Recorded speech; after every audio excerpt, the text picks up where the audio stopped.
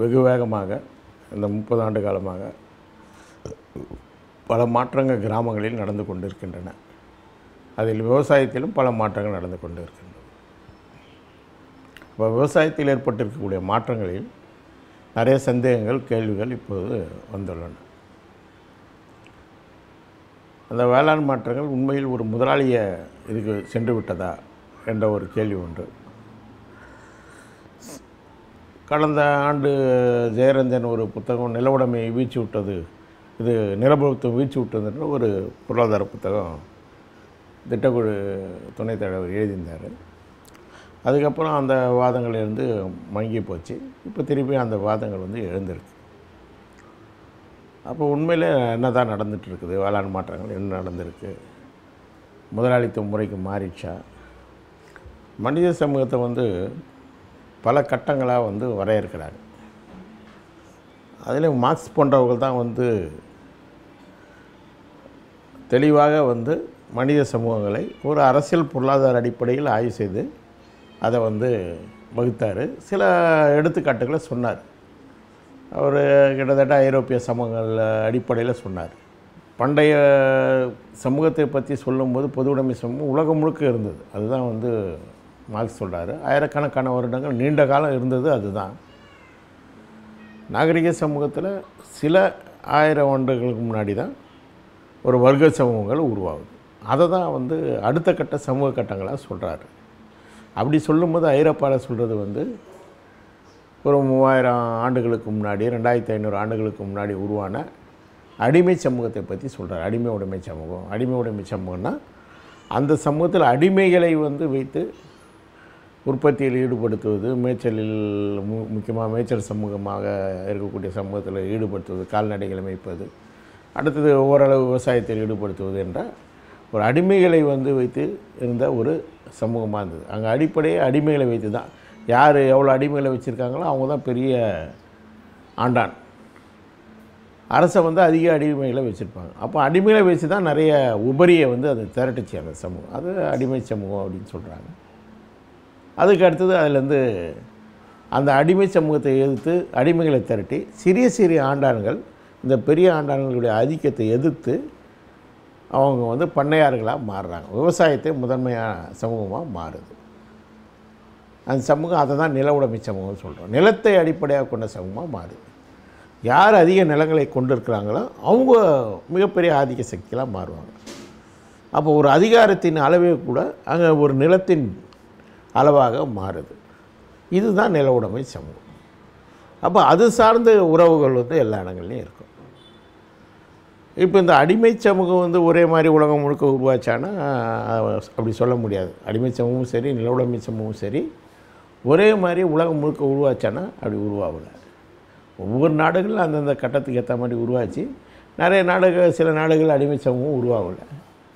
சில பகுதிகளில், ஆப்பிரிக்கா பகுதிகளில் நில உடைமை சமூகம் கூட உருவாகலை. அடிமை சமூகம் உருவாகலை, நில உடைமை சமூகம் கூட உருவாகலை.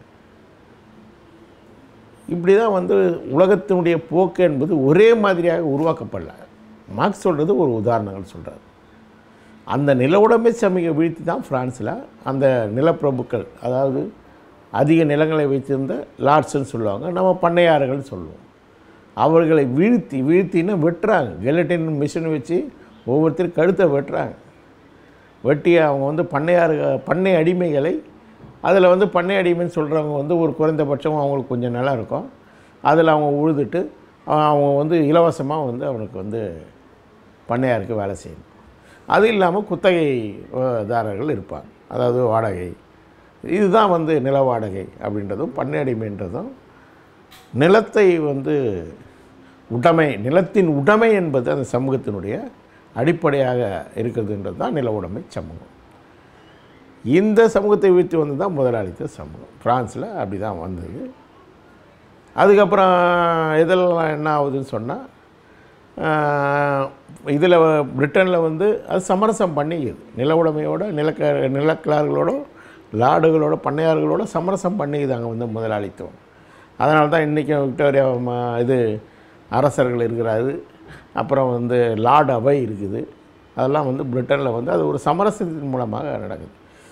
ஏன்னா எப்படி நில உடைமையும் அடிமை சமூகமும் ஒரே மாதிரி உலகத்தில் உருவாகலையோ அதே போல் முதலாளித்துவமும் அந்த முதல்ல உருவான ஃப்ரான்ஸில் உருவான முதலாளித்துவம் என்பது வேறு, மற்ற நாடுகளில் உருவான முதலாளித்துவம் என்பது வேறு வேறு.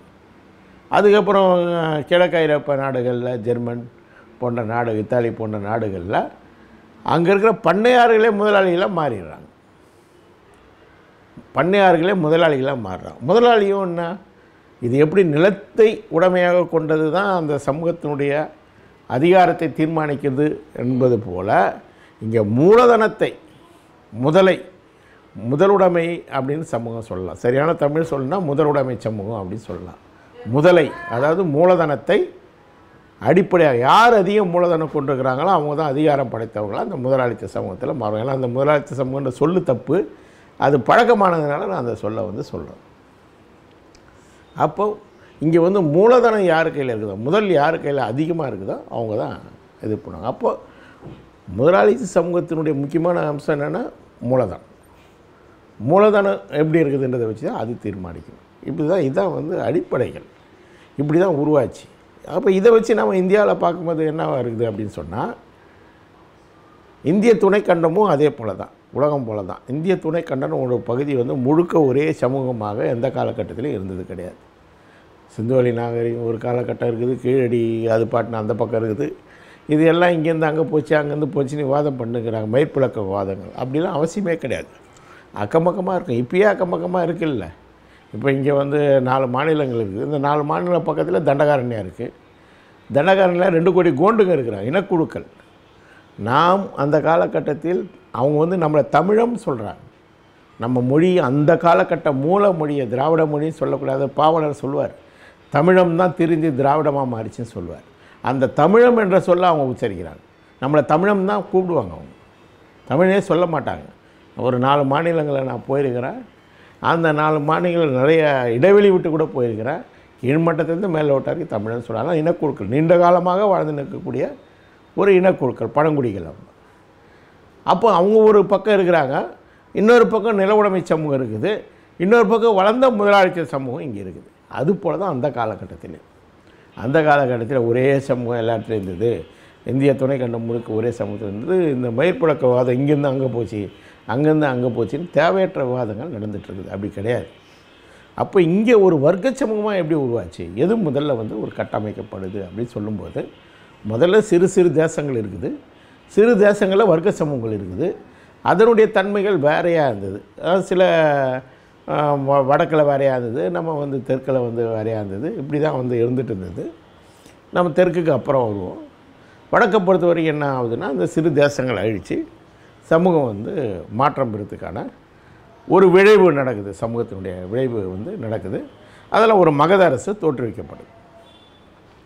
மகத அரசு தோற்றுவிக்கப்படும் போது அந்த மகத அரசுக்கான உற்பத்தி முறை கட்டமைக்கிறதுல முக்கியமான அம்சமாக இருக்குதுன்னா, விவசாயத்தை இது பண்ண வேண்டியது. அதாவது விவசாய கருவிகள் மேம்படுத்தப்படுது. அங்கே இரும்பு உடனே இரும்பு அதுக்கு முன்னாடி கண்டுபிடிச்சிச்சு அப்படின்னா, இரும்பு கண்டுபிடிச்சிட்டாலே எல்லாத்தையும் அன்றைக்கே செஞ்சுருவாங்கன்னு அர்த்தம் கிடையாது. எந்த பொருள் கண்டுபிடிச்சாலும் அன்றைக்கே எல்லாம் உற்பத்தி ஆகிடும், அதோட உச்சக்கட்டத்துக்கு வந்துடுவாங்க, அன்றைக்கே ஏவுகணை கண்டுபிடிச்சிடுவாங்கன்னா அர்த்தம் கிடையாது. இரும்பு கண்டுபிடிச்சி முன்னாடியே இருக்குது, இரும்பு பயன்பாடுகள் இருக்குது. ஆனால் ஒரு விவசாயத்தை முழுமையாக இரும்பில் செய்வது அப்படின்னு சொல்கிறது, அது ஏற்கலப்பை செய்வது, விவசாயத்தில் ஈடுபடுவது, அது இல்லாமல் அந்த மகத அரசை தோற்றுவிக்கிறதுக்கான கருவிகள் இதெல்லாம் அப்போ கண்டுபிடிக்கப்பட்டு மிகப்பெரிய அளவில் போர்கள் நடக்குது. லட்சக்கணக்கான போர் வீரர்கள் இருக்கிறாங்க. மிகப்பெரிய படைகள் மகத அரசில் இருக்குது. அப்போ அந்த சமயத்தில் சமூகத்தை விவசாயத்தை கட்டமைக்கிறதுக்கு ஒரு தடையாக யார் இருக்கிறாங்கன்னு சொன்னால், பிராமணர்கள் இருக்கிறாங்க, புரோகிதர்கள் இருக்கிறாங்க. அதில் முக்கியமான பிராமணர் ஒரு 16 வகை புரோகிதர்கள் இருக்காங்க வடக்கு மத்திய பகுதிகளில். அவங்க அதில் பிராமணர்கள் ஒரு ஆதிக்கம் பண்ணக்கூடிய இவங்க தான் இருக்கிறாங்க. அவங்க என்ன பண்ணுறாங்கன்னா, யாகங்களில் உற்பத்தி சக்தியில் அழிக்கிறாங்க, கால்நடைகளை அழிக்கிறாங்க. கால்நடைகளை அழிப்பது என்பது அடுத்த கட்டமாக மாறக்கூடிய விவசாய சமூகமாக மாறக்கூடிய விவசாய உற்பத்திக்கு அது தடையாக இருக்குது. அப்போ அதை எதிர்க்க வேண்டிய தேவை வருது. அப்போ அதை எந்த அளவுக்குன்னு சொன்னால், ஒரு கல்வெட்டில் இருக்குது, அவங்களுக்கு 1 லட்சமோ 2 லட்சம் பசுக்களை பசு கன்றுகளை கொடுக்குறான் தானமாக ஒரு அரசன். அந்தளவுக்கு வந்து வீணடிக்கு ஒருத்தருக்கு சொந்தமாக்கப்படுது. அவர்கள் பரம்பரையாக மாற்றத்துக்கு முயற்சி பண்ணது இது ஒரு முக்கியமான காரணம். அதிக அளவு அவங்களுக்கு செல்வம் சேர்ந்தது கூட காரணம் பார்ப்பவர்கள் பிராமணர்கள். அப்போ இந்த கட்டத்தில் அப்போ இதை எதிர்த்து உருவாவது தான் சமணமும் புத்தமும். புத்தர் வர்றது வேறு. அவர் பழங்குடிகளுக்குள்ளே இனக்குழுக்களுக்குள்ளே நடக்கிற சண்டையை தீக்கணும், அதை பற்றி பிரச்சனை ஆகி வரார். அவர் செஞ்ச விஷயம் வேறு. அவர் ஒரு பெரிய பேரரசை கட்டமைக்கிறதுக்கு துணை புரிகிறார், கருத்தியலாக துணை புரிகிறார். என்ன கருத்தியலாக துணை புரிகிறாரு? உற்பத்தி சக்தியில் அழிக்கிறது தப்பு, கால்நடைகளை யாகங்களில் அழிப்பது தப்பு அப்படின்ற கருத்தை அவங்க கொண்டு போகிறாங்க. அவங்களும் சமணர்களும். அதில் புத்தருடைய பங்கும் அவங்க பின்னாடி அந்த புத்த மதத்தினுடைய பங்கும் ரொம்ப முக்கியமானது. அப்போ நீங்கள் அதில் பார்த்தீங்கன்னா அவர் புத்தர் போய் அவங்க பேசுவார், யாகம் நடக்கிற இடத்துல பேசுவார், போய் கன்வின்ஸ் பண்ணி அவங்களை வென்றெடுப்பார். அப்படி வென்றெடுத்த சீடர்கள் தான் நிறைய சீடர்கள் இருக்கிறாங்க. அதில் பிராமணர்களும் சீடர்கள், அவங்க புத்தர் சீடர்கள் பிராமணர்களும் இருக்கிறாங்க. அப்படி வென்றெடுத்த சீடர்கள் அவங்க. அப்போது அன்னைக்கு ஒரு விவசாயத்தை அடிப்படையாக கொண்ட ஒரு சூத்திர உடைமை சமூகம், ஒரு வர்ண சமூகம், அதை கட்டமைக்கிறதுக்கு புத்தரும் புத்த மதமும் உதவி செய்கிற கருத்தியல் பாத்திரம் ஆற்றுறாங்க. அப்போ சமூகம் ஒரு பாய்ச்சலில் ஒரு முன்னேற்றத்தை அடையுது. அது வரைக்கும் ஒரு அளவு மாற்றமாகவே அப்படியே மெதுவாக வந்துட்டு இருந்த ஒரு மந்தகதியாக வந்துட்டு இருந்த சமூகம் ஒரு பாய்ச்சல் வேகத்தில் மாற்றம் அடையுது. அந்த சமூகம் தான் வர்ண சமூகம், சூத்திர நில உடைமை சமூகம் நம்ம சொல்கிறோம். நாங்கள் வரையறுக்கிறது. ஏன்னா அதில் முன்னே மேலிருந்து நில உடைமைன்னு அவர் இவர் சொல்லியிருந்தார், கோசாம்பி, டிடி கோசாம்பி. அப்புறம் நம்ம சாக்கியத் ராஜன், கர்நாடக வரலாற்று ஆசிரியர் தோழர், மாவோயிஸ்டினுடைய சிசி ஆல்டர்னேட்டிவ் மெம்பராக இருந்தவர். அவர் படுகொலை செய்யப்பட்டார். அவர் கர்நாடக வரலாறு அவர் தான் முதல் முறையாக எழுதினவர். அவர் சூத்திர உடைமை சமூகம் அப்படின்னு அதை முதல்ல வரையறுக்கிறார். சூத்திர உடைமை சமூகம் அப்படின்னு வரையறுக்கிறாரு. நாம் என்ன பண்ணோன்னா அந்த சூத்திர உடைமை சமூகன்றது கரெக்டு. ஆனால் இங்கே என்ன அதே சமயத்தில் என்ன ஆகுதுன்னா, ஆர்எஸ் ராம்சரண் சர்மா என்ன பண்ணுறாருன்னா, சில ஆதாரங்களை அவர் பின்னாடி அவர் ஏற்கனவே எழுதுகிற புத்தகத்தை திருத்தி எழுதுறாரு. அந்த திருத்தி எழுதப்பட்ட பதிப்பில் அவர் சில விவரங்களை சேர்க்கிறார். அதில் முக்கியமான விவரம் என்னென்னா, நிலங்கள் வைசியர்களுக்கு பிரித்து கொடுக்கப்பட்டது, அரசுக்கே சொந்தமானலாம் நிலம் கிடையாது. முதல் கட்டத்தில் கோசாம்பி இருந்த மேலிருந்து நிலவுமை சொல்கிறதுக்கு காரணமே அரசுக்கு நிலங்கள் சொந்தமாக இருந்ததாக கருதுனாங்க. ஆனால் அப்படி கிடையாது, அது வைசியர்களுக்கு பிரித்து கொடுக்கப்பட்டது. அது எந்த கட்டத்துக்கு போகுதுன்னு சொன்னால், யாருன்னா விவசாயம் பண்ணலைன்னா நிலத்தை பிடுங்கி வேறு யாருக்குன்னா கொடுத்துட்டாங்க. அப்போ விவசாயன்றது கட்டாயமாக்கப்படுது. விவசாயம் என்பது கட்டாயமாக்கப்பட்டு விவசாய உற்பத்தி கட்டமைக்கப்படுது. எந்த அளவுக்கு அது போகுதுன்னு சொன்னால், அசோகர் காலகட்டத்தில் அவர் போரை நிறுத்தின பிறகு மிகப்பெரிய அளவில் சூத்திர அடிமைகள் பிடிச்சு கொண்டு வரப்படுறாங்க. அந்த சூத்திர அடிமைகள் முழுக்க முழுக்க உற்பத்தியில் ஈடுபடுத்தப்படுறாங்க. பாய்ச்சல் நடக்குது. இதை ஒட்டி அப்போ வணிகம் மிகப்பெரிய அளவில் நடக்குது. வணிகம் பெரிய அளவில் நடக்கிறதுக்கு கூட அது ஒரு முக்கியமான காரணம். அப்போ அந்த சூத்திர இவங்களை வச்சு உற்பத்தியை கட்டமைக்கிறதுக்கு அவர் என்ன பண்ணுறாருன்னு சொன்னால், எல்லா விஷயத்தையும் நிறுத்துகிறார். அதாவது கால்நடைகள் கொள்றதுலேருந்து, பறவைகளை வேட்டையாடுறதுலேருந்து, எந்த அளவுக்குனா ஒரு கல்வெட்டு இருக்குது, அசோகருடைய கல்வெட்டு. அது மீனவர்களை விவசாயம் செய்ய சொல்லுது. மீன் பிடிக்கக்கூடாது, மீன்களை கொல்லக்கூடாது, உயிர்களை கொல்லக்கூடாது அப்படின்ற அளவுக்கு அசோகருடைய கட்டம் போகுது. அதுபோல் எகிப்துலேயோ சுமேரியாலேயோ ஒரு மன்னன் இருந்திருக்கிறான். இதே போல் தான் இதே கருத்துக்களை உடைய மன்னன் ஒருத்தர் இருந்திருக்கிறான். வரலாற்றில் ரொம்ப விதிவிலக்கான நபர்கள் தான் அசோகர் போன்றவர்கள். அப்போ அவர் என்ன பண்ணுறாருன்னா, முழுக்க விவசாயத்தில் எல்லாத்தையும் இது பண்ணுறது ஒரு பக்கம் இருக்குது, இன்னொரு பக்கம் இது உயிர்களை கொல்லக்கூடாதுன்ற இதை ரொம்ப பலமாக அவர் முன்வைக்கிறார். புத்த மதத்தினுடைய ஒரு உச்சத்துக்கு அவர் நிற்கிறார். இதுதான் அப்போது நடந்த மாற்றங்கள். அதுக்கப்புறம் அந்த மௌரிய அரசு வீழ்த்தப்பட்டு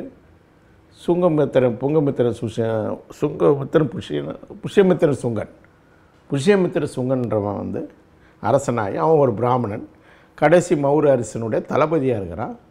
அவன் அரசை கைப்பற்றுறான். கைப்பற்றின பிறகு தான் அந்த காலகட்டத்தில் தான் மனு எழுதப்பட்டதை சொல்கிறாரு அம்பேத்கர். அதே போல் வந்து சமஸ்கிருத மொழி அந்த காலகட்டத்தில் தான் உருவாக்கப்பட்டது. அது வந்து சமஸ்கிருதத்தை பற்றி ரொம்ப மிகையாக வந்து நம்ம ஆளுங்களே வந்து இங்கே பண்டிதர்களே கதை வந்து அடிக்கிறதே வேலையாக இருக்குது. என்ன விஷயம்னு சொன்னால், இவங்க ஒளியை வந்து வச்சு சத்தத்தை வச்சு அது சமஸ்கிருதம்னு சொல்லிடுறாங்க. உண்மை அப்படி கிடையாது. ஆரியர்கள் வந்ததுன்றது ஒரு மேய்ச்சல் சமூகத்தை சேர்ந்தவங்க. அதில் மேய்ச்சல் சமூகத்துக்குமான சொற்கள் மட்டுமே அவங்கக்கிட்ட இருந்தது. பிராகிருதம் அதுதான் ஒரு பழைய மொழி. பிராகிருதம்னா அது பழைய மொழின்றது. இதுதான் அவங்க பேசுகிற மொழி. மற்றதெல்லாம் இங்கே வந்த பிறகு அவங்க வந்து மற்றவர்கள்கிட்ட வந்து கலந்து தான் எல்லா விஷயம் கற்றுக்கலாம். விவசாயன்றன்னா சொல்ல அவங்களுக்கு கிடையவே கிடையாது. அப்போது அதே போல் உறவுகளில் இருக்கிற ஆழ்ந்த சொற்கள் கூட அவங்ககிட்டலாம் கிடையாது. அப்போ இதெல்லாம் வந்து இங்கே தான் கற்றுக்குறேன். அப்போ இங்கே கற்றுக்கிற மொழிகளாக எதுவும் இருக்குதுன்னா, அப்போ ஒன்று தெற்கில் தமிழ் இருக்குது, வடக்கில் வந்து பாலி இருக்குது. பாலி வந்து ரொம்ப முக்கியமான பேச்சு மொழியாகவும் இலக்கிய எழுத்து மொழியாக, தமிழ் எப்படி பழமையோ தமிழுக்கு அடுத்ததாக உருவானது பாலி தான். உலகத்தில் வந்து அடுத்து உருவானது பாலி தான். அதை இவங்க திட்டமிட்டு அழிச்சிட்றாங்க. இன்றைக்கி பிராமணர்களால் திட்டமிட்டு அழிக்கப்பட்ட மொழி வந்து பாலி. ஆனால் பாலியிலிருந்து தான் வடக்கில் எல்லா மொழிகளும் வந்து உருவாக்கப்படுது. பாலியிலிருந்து தான் எல்லா மொழிகளும் உருவாக்கப்படுது. அப்போ சமஸ்கிருதமும் தமிழ், பாலி, பிராகிருதத்தினுடைய மிக குறைவான சொற்களை கொண்டிருந்த பிராகிருதத்திலிருந்தும் சேர்த்து உருவாக்கப்படுறது தான் சமஸ்கிருதம். அது இங்கே செயற்கையாக உருவாக்கப்பட்ட ஒரு மொழி. வெறும் மந்திரங்களை ஓதுவதற்காக மட்டுமே கொண்ட மொழி. அதனுடைய உச்சரிப்பினுடைய காரணம் தேவநாகரியினுடைய எழுத்துக்களுடைய உச்சரிப்பு தான் அதுக்கு வந்து அந்த உச்சரிப்புக்கான தன்மை மாறதுக்கான காரணம். இதுதான் வந்து அதனுடைய விஷயம்.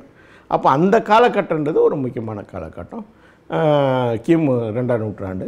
அப்போ தான் வந்து பரம்பரையாக்கப்படுது. மனு எழுதப்பட்டது. அது இப்போ புத்தர் உருவாக்கின காலகட்டத்தில் இருந்த சூத்திர நிலவுடைமை சமூகன்றது வர்ணங்கள் வந்து பரம்பரை கிடையாது. ஒரு குடும்பத்திலே வந்து வேறு வேறு வர்ணங்கள்லாம் இருந்தாங்க, மாறிட்டு இருந்தாங்க, மாறினாங்க, எல்லாமே இருந்தது. ஆனால் இவங்க வந்து பிராமணர்கள் வந்து தன்னுடைய அதிகாரத்தை கைப்பற்றும் போது அவர்கள் வந்து கொண்டு வந்த இதுன்னு சொல்கிறது வந்து பரம்பரையாக்கப்படுது. அப்போ தான் வந்து பரம்பரையாக்கப்பட்டு மனுவால் வந்து எல்லா இதுவும் வந்து தொகுக்கப்படுது. முதல் காலகட்டம் ஒரு சூத்திர நில உடைமை சமூகம் என்று ஒரு இந்திய துணைக்கண்டத்தில் உருவான முதல் சமூகத்தை உருவாக்கினவர்கள் சத்திரர்கள் தான் உருவாக்குறாங்க. அவங்களுக்கான கருத்தியல் பாத்திரத்தை வந்து ஆத்துறது புத்தமும் சமணமும். புத்தருடைய பங்கு முக்கியமான பங்கு. இதுதான் வந்து நம்ம வரலாற்றில் தெரிஞ்சிக்க வேண்டிய அவசியம். நம்மளுடைய நில உடைமைன்றது, நம்ம இந்திய துணைக்கண்டத்தில் உருவான நில உடைமைன்றது அடிமை, அதாவது சூத்திர அடிமைகளும் நில உடைமையும் கலந்த ஒரு சமூகம். அதுதான் வந்து அதில் வந்து முக்கியமான அம்சம். அதுக்கப்புறம் வந்து அது வீழ்ச்சி அடையுது. அது மிகப்பெரிய, ஏன்னா வந்து பொருளாதார நெருக்கடி வருது.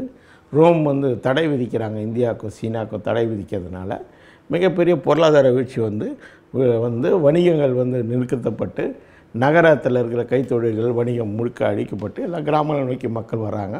ஏற்கனவே வந்து சூத்திரர்களும் வைசியர்களும் பண்ணக்கூடிய கழகத்தினால சூத்திர நில உடைமை சமூகம் என்பது வீழ்ச்சி வருது. வீழ்ச்சி விட்டு அது தூக்கி எறியப்படாமல் அதற்கு பதில் சத்திரர்களும் பிராமணர்களும் சமரசம் செய்து கொண்டு ஒரு சாதிய கிராம பொருளாதாரத்தை கட்டமைக்கிறாங்க. அப்படி கட்டமைக்கப்பட்ட ஒரு கிராம பொருளாதாரம் தான் சாதிய நில உடைமை சமூகம். அந்த சாதிய நில உடைமை சமூகத்தினுடைய பொருளாதார அடிப்படை என்பது என்னென்னா, அது ஒரு விருப்பபூர்வமான ஒன்றாக தான் முதல்ல கட்டமைக்கப்படுறதை தான் சொல்கிறாங்க ஆய்வாளர்கள். அதாவது அன்றைக்கு எல்லாமே வந்து போய் கிராமத்தை நோக்கி ஓடி வந்த பிறகு உன்னுடைய தொழிலை நீ வந்து பரம்பரை செய்யலாம், அதுக்கு உத்தரவாதம் கொடுக்குறோம், வேறு யாரும் செய்ய மாட்டாங்க. இந்த நிபந்தனை பேர், இந்த நிபந்தனையின் அடிப்படையில் விருப்பத்தை உருவாக்கப்பட்டது தான் சாதி நில உடைமை சமூகம். அதில் அதாவது உடைமைகளுக்கான சாதி அடிப்படையிலான உடைமைகள், சாதி அடிப்படையிலான உழைப்பு சக்தி, சாதி அடிப்படையிலான உறவுகள், சாதி அடிப்படையிலான நுகர்வு, சாதி அடிப்படையிலான பகிர்வு. இந்த மார்க்சியத்தின் அடிப்படை அரசியல் பொருளாதார அனைத்து கூறுகளும் சாதி அடிப்படையில் கட்டப்பட்டது. அதனால தான் சாதி அடிப்படையிலான சாதிய நிலவுடைமை சமூகம் என்று நாம் வரையறுக்கிறோம். சாதிய நிலவுடைமை சமூகம்னு இந்த சமூக வரலாற்றை நாம் அரசியல் பொருளாதார அடிப்படையில் இந்த சமூகங்களை வரையறுத்தது, அதை வந்து ஆய்வு செஞ்சது நாம் தான் முதல்ல வைக்கிறோம். புதுமையை பரப்புரை மன்றம் மக்கள் ஜனநாயக குடியரசு கட்சி தான் அது வச்சது. அதுதான் வந்து முதல்ல அரசியல் பொருளாதார அடிப்படையில் இங்கே இருக்கிற குறித்த உருவான சமூகங்களை பற்றி வந்து ஆய்வு செஞ்சது. அப்போ இந்த தன்மையில் தான் நாம் பார்க்கணும். இப்போ இந்த வர்ண சமூகம்னு முதல்ல சூத்திர நிலவுடைமை சமூகம் சொல்கிறது இந்தியா முழுக்க உருவாச்சா? அப்படிலாம் உருவாகலை. அது வெறும் வடக்கு மகதம், இது மத்தியம், அதுக்கப்புறம் மேற்கினுடைய ஒரு பகுதி. ஆனால் தெற்குக்கோ கிழக்குக்கோ சூத்திர நிலவுடைமை சமூகம், அதாவது வர்ண சமூகத்துக்கும் எதுக்கும் சம்மந்தம் கிடையாது. ஆனால் அதனுடைய பாதிப்புகள் நிறைய இருந்தது. பாதிப்புகள் நிறையா இருந்ததுன்னா அதை பற்றி இலக்கியங்களை இது பண்ணுறது, பேசுகிறது, அதெல்லாம் வந்து நிறையா இருந்தது. ஆனால் இங்கே வந்தது வந்து வேறு. இங்கே வந்து நாம் இதனுடைய வரலாறை வேறு வேறையாக பார்க்கணும். இந்த தென்னக வரலாறு வேறு, கிழக்கு வரலாறு வேறு. அப்போ நாம் இனி தமிழக வரலாறில் தமிழகத்தில் எப்படி அந்த நிலவுடைமை சமூகம் வந்து பார்க்கும்போது, தமிழகத்தை பொறுத்த வரைக்கும் முதல்ல திணை சமூகங்களாக இருக்குது, அப்புறம் வந்து வர்க்க சமூகங்களாக மாறுது. வர்க்க சமூகமாக மாறும்போது தான் அந்த முதல் கட்ட சேர சோழ பாண்டியர்களுடைய இது வந்து நடக்குது. அந்த கட்டத்தில் வணிகம் கடற்காற்று கண்டுபிடிக்கப்பட்டு வணிகம் இதுவாகுது. இந்திய துணைக்கண்டத்தினுடைய வணிகமே வந்து தமிழ்நாட்டு இந்த தெற்கு கரை ஓரம் தான், தெற்கில் இருக்கக்கூடிய கிழக்கு மேற்கு கரை ஓரங்களில் தான், தென்னகத்தில் தான் மூலமாக தான் வந்து வணிகம் வந்து செழிப்படையுது. அப்போ வணிகம் செழிப்படையதுனால வணிகத்தை ஒட்டிய இங்கே இது வந்து இங்கே பெருகுது. அப்போ வணிகர்கள் என்ன பண்ணுறாங்கன்னா, அதற்கான பொருட்களை பயிர்விக்குது, உற்பத்தி பண்ணுறதுன்றது தான் அந்த ஏலம் கிராம்பு இதெல்லாம் வந்து விளைவிக்கிறது, அதில் வந்து அதிக கவனம் செலுத்துறது அப்படின்றது செய்கிறாங்க. அப்போது ஒரு பொது இதில் இருந்த விவசாய உற்பத்திகள் படிப்படியாக இவர்களே வந்து அதை விலைக்கு வாங்குகிறாங்க. அப்போ இவர்களே அதனுடைய உடைமையாளர்களாக மாறுறாங்க. அதில் சிலர் வந்து அந்த தலைவர்களாக இருக்கக்கூடிய அந்த விவசாய குழுக்களுக்கு, உழவு குழுக்களுக்கு, உழுகுடிகளுக்கு தலைவர்களாக இருக்கிறவங்க சிலர் வெள்ளாளர்களாகவும், அதாவது பெரிய உடைமையாளர்களாகவும் வளர்ச்சி போக்கில் மாறுறாங்க. அப்போ மாறும்போது இது வந்து ஒரு இதை வந்து கோருது, அடுத்த கட்டத்தை கோருது. என்ன கோருதுன்னா, ஒரு வர்க்க சமூகத்தை, திட்டவட்டமான ஒரு வர்க்க சமூகத்தை வந்து மாற்றணும் அப்படின்னு வந்து கோருது. இந்த கட்டத்தில் மிகப்பெரிய ஒரு அரசை கட்டமைக்கிறதுக்கான ஒரு உபரி திரட்டப்படலை, போர்கள் மூலமாக இது மாதிரி திரட்டப்படலை. அப்படி வந்து முயற்சி பண்ணி திரட்டுறது யாருன்னா கரிகால் சோழன் மட்டும்தான். அவன் தான் வந்து இலங்கையிலிருந்து 40,000 பேரை வந்து பிடிச்சிட்டு வரான். பிடிச்சிட்டு வந்து தான் இந்த கல்லணை கட்டப்படும். அதாவது ஒரு பேரரசு, ஒரு அரசு கட்டப்படுறதுன்றது உபரி உழைப்பு வந்து அவசியம். உலகம் முழுக்க அதுதான். உபரி உழைப்பு திரட்டப்படாத எந்த சமூகங்களும் வளர்ச்சி பெறல. ஆப்பிரிக்காவில் தான் வளர்ச்சி பெறல, இங்கே கோண்டுகளையாக அதனால தான் மாறலை. அப்போது இந்த உபரியினுடைய வளர்ச்சி வந்து ரொம்ப அவசியம். அப்போ இங்கே சண்டை போட்டுட்டு இருந்தாங்களே தவிர, மாறி மாறி சமமாக இருந்தாங்களே தவிர மேலவங்களை. இப்போ அங்கே வடக்கில் வந்து அப்படி கிடையாது.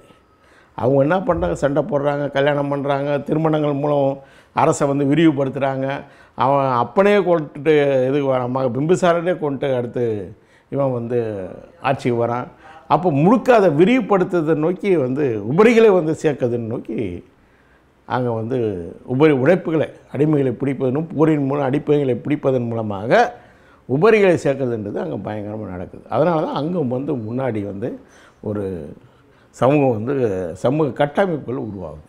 இங்கே அப்படி வந்து உருவாகாமல் இருக்குது. உருவாகிறதுக்கான முயற்சிகள் வந்து நடக்கும்போது தான் களப்பிரர்களுடைய எழுச்சி வருது. களப்பிரர்கள் வந்து முக்கியமான எழுச்சி, அதாவது அதுதான் வந்து பெரிய அளவில் நடக்குது.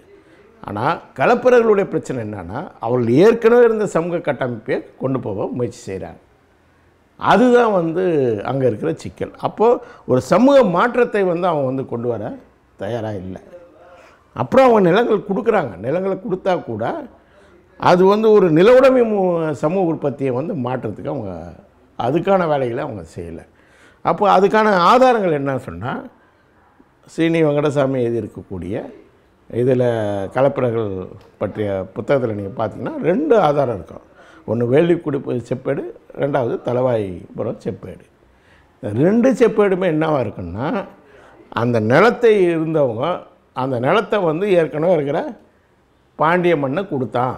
அந்த பாண்டிய மண்ணை கொடுத்ததை இவங்க பிடுங்கி களப்பிரர்கள் உழுகுடிகளுக்கு கொடுத்துட்டாங்க அப்படின்னு தான் அதில் இருக்கும். அப்போ இதுதான் வந்து பிரச்சனை. பார்ப்பனர்களுக்கு கொடுக்கப்பட்ட நிலங்களை இவங்க உடுகுடிகளுக்கு திருப்பி கொடுக்குறாங்க, அதாவது ரிவர்ஸ் பண்ணுறாங்க. அது வந்து தான் அதனுடைய ஆதாரங்கள்.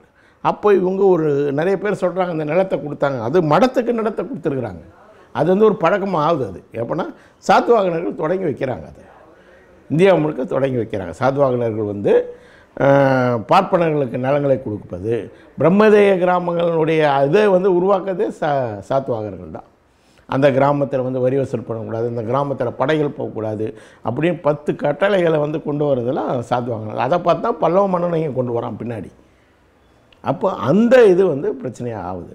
அப்போ அது மட்டும் இல்லாமல் இவங்கள இந்த நில உடைமையை கொண்டு வந்த மேற்கு பக்கம் கொண்டு வந்த சாத்வாகனர் அப்புறம் வந்து கொண்டு வரத்துக்கு முயற்சி பண்ண பல்லவர் பாண்டியர் இவங்க முக்கூட்டுப்படை தான் களப்பிரரில் அழிக்குது. கடைசியாக களப்பிரர்களில் கடைசி மன்னனை அழிக்கிறது வந்து இந்த முக்கூட்டுப்படை தான். சாத்வாகனர், பல்லவர், பாண்டியர் இவங்க முக்கூட்டுப்படை தான் அவங்க அழிக்குது. அழிச்சிட்ட பிறகு தான் பல்லவருடைய பேரரசு வந்து உருவாக்கப்படுது. அவன் நிறையா இங்கே வந்து தமிழ்நாட்டை பொறுத்த வரைக்கும் இருக்கிற விஷயம் என்னென்னா, இந்த சிறு சிறு தலைவர்கள் இருக்காங்களே, குறுநில தலைவர்கள், இவர்களை திரட்டக்கூடிய மட்டும்தான் இங்கே வந்து அதிகாரத்தை வந்து இது பண்ண முடியும். அப்போ பல்லவர்கள் வந்து அதை வந்து திரட்டுறாங்க. தெற்கில் வந்து பாண்டிய வந்து திரட்டுறாரு. பாண்டிய வந்து பல்லவர்களுக்கு உடன்பட்டு தான் செயல்படுறாரு. அப்போ அதுக்கான முயற்சிகள் இங்கே நடக்குது. நில உடைமையை கட்டமைக்கிறதுக்கான முயற்சி. அப்போது இங்கே என்ன ஆகுதுன்னு சொன்னால், இயல்பான ஒரு நில உடைமை மாற்றத்துக்கு பதில் இங்கு இறக்குமதி செய்யப்படுது. என்ன இறக்குமதி செய்யப்படுதுன்னா, இங்கே ஒரு நிலக்கிழார்கள் பண்ணை அடைமை அப்படிலாம் வந்து எதுவும் உருவாகாமல் இவங்க என்ன பண்ணுறாங்கன்னா, இங்கே இருக்கிற வெள்ளாளர்கள் பல்லவர்கள் மூலமாக பார்ப்பனர்களை இங்கே வந்து இறக்குமதி செய்கிறாங்க. வடக்கில் இருக்கிறத போலேயே இங்கே கொண்டு வரணும், மேற்கில் இருந்து கொண்டு வராங்க. கர்நாடகா, மகாராஷ்டிராவிலேருந்து பார்ப்பனர்களை இங்கே தருவித்து இவர்கள் வந்து சாதிய நில உடைமை கட்டமைக்கிறதுக்கான பிரச்சாரங்களை கிராமங்களுக்கு கொண்டு போக அனுப்புகிறாங்க. அப்போது இங்கே கட்டமைக்கப்பட்ட முதல் சமூக கட்டமே சாதிய நில உடைமை சமூகம். அது மேலிருந்து திணிக்கப்பட்டது தான். இங்கே ஆளும் வர்க்கம் வெளியிலிருந்து எடுத்துகிட்டு வந்து திணிச்சது. ஆளும் வர்க்கம் தான் வந்து உருவாக்கம். வெள்ளாளர் பார்ப்பனர் கூட்டில் தான் இங்கே உருவாச்சு. ஆனால் அந்த வெள்ளாளர் பார்ப்பனர் அவங்க சுயத்தன்மை இங்கே இருக்கிற இதிலேருந்து உருவாகாமல் பார்ப்பனர்களே, அந்த பார்ப்பனர்களே வெளிலேருந்து வரவங்க தான் பிராமணர்கள். அவங்க பார்ப்பனர்கள் கூட சொல்லுவாங்க. பார்ப்பனர்கள்ன்றது பின்னாடி வந்த இங்கே தமிழ் சொல்லு பின்னாடி வந்து பிராமணர்களுக்காக மாறிடுது. முதல்ல பிராமணர்கள்ன்றது தான் அவங்க அதுக்கான அவங்களுக்கான சொல்.